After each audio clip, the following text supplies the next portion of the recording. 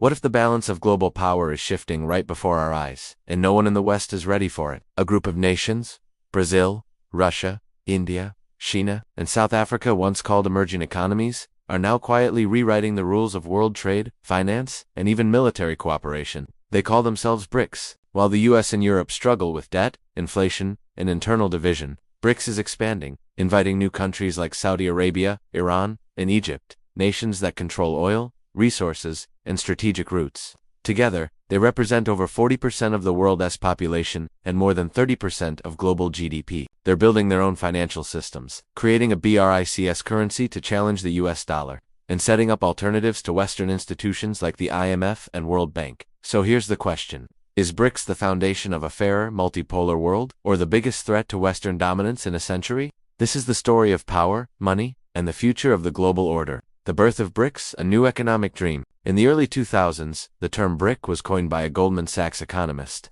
Jim O'Neill. He believed Brazil, Russia, India, and China would dominate future growth. These countries shared one thing: potential, massive populations, untapped markets, and rapid modernization.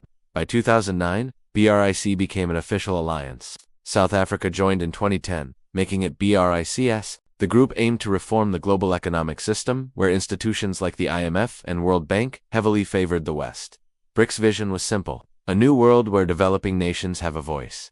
They started annual summits, created development banks, and talked about fair trade beyond the US dollar. At first, the West laughed. But 2 decades later, BRICS has grown into something much bigger, a symbol of resistance against Western financial control. Why the world started paying attention for years. BRICS seemed symbolic until 2022. When Russia faced Western sanctions over Ukraine, it turned to BRICS partners for trade and financial support. Meanwhile, China launched the Belt and Road Initiative, investing in infrastructure across Asia, Africa, and Latin America, expanding influence where the West had withdrawn. In 2023, BRICS invited 6 new members, including oil giants, Saudi Arabia, and Iran. Overnight, BRICS nations controlled a majority of global oil output.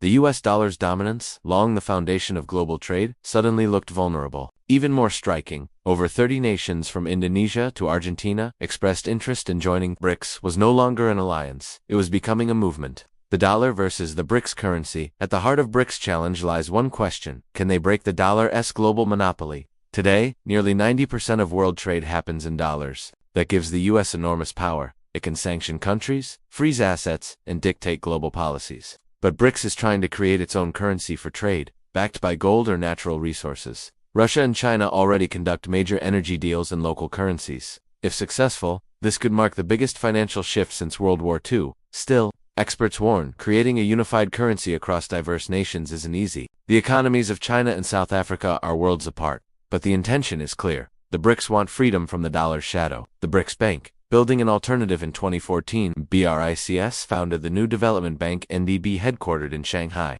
Its goal: to finance projects without the political strings of the IMF or World Bank. Countries like India and Brazil use it to fund green energy, digital infrastructure, and transport. The NDB represents a new model of cooperation, lending based on equality, not dominance. However, challenges remain.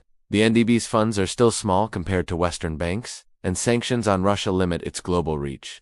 Yet the symbolism is powerful. For the first time, developing nations are funding each other, not begging the West for loans. The geopolitical chessboard, economics aside, BRICS is reshaping global alliances. China and Russia see it as a platform to counter US hegemony. India, however, plays a balancing act, part of BRICS, yet friendly with the West. Middle Eastern members bring oil power, while African nations add resources and influence in global South politics. This mix of interests makes BRICS complex, but also powerful. Together, they can challenge Western policies on sanctions, trade rules, and even military influence. Some analysts fear BRICS could evolve into a strategic bloc, not just economic, and that could rewrite the balance of power in Asia, the Middle East, and beyond. The West reacts: containment or cooperation. The US and Europe can't ignore BRICS anymore. They've tried to approach as containment through trade restrictions and sanctions, and cooperation by re-engaging with the global South through investment and diplomacy.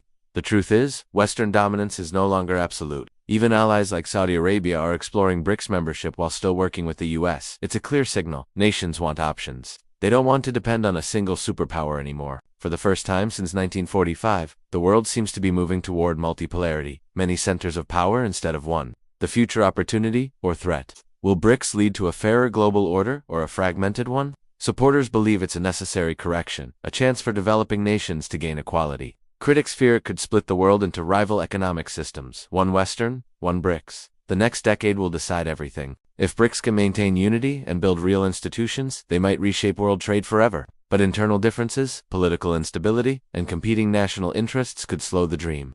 Either way, the rise of BRICS marks the end of Western monopoly and the beginning of something entirely new. The BRICS story isn't just about economics, it's about power, independence, and identity. Whether you see them as a challenge or an opportunity depends on your perspective. The US once built the global system we live in today. Now, BRICS wants to rewrite it. If they succeed, your savings, trade, and even job markets could change faster than anyone expects. So, should we be worried about BRICS? Maybe, but perhaps we should be ready instead, ready to understand, adapt, and thrive in a multipolar world. If you found this story eye-opening, subscribe, share, and join the discussion. The future is being rewritten, and you deserve to know how it ends.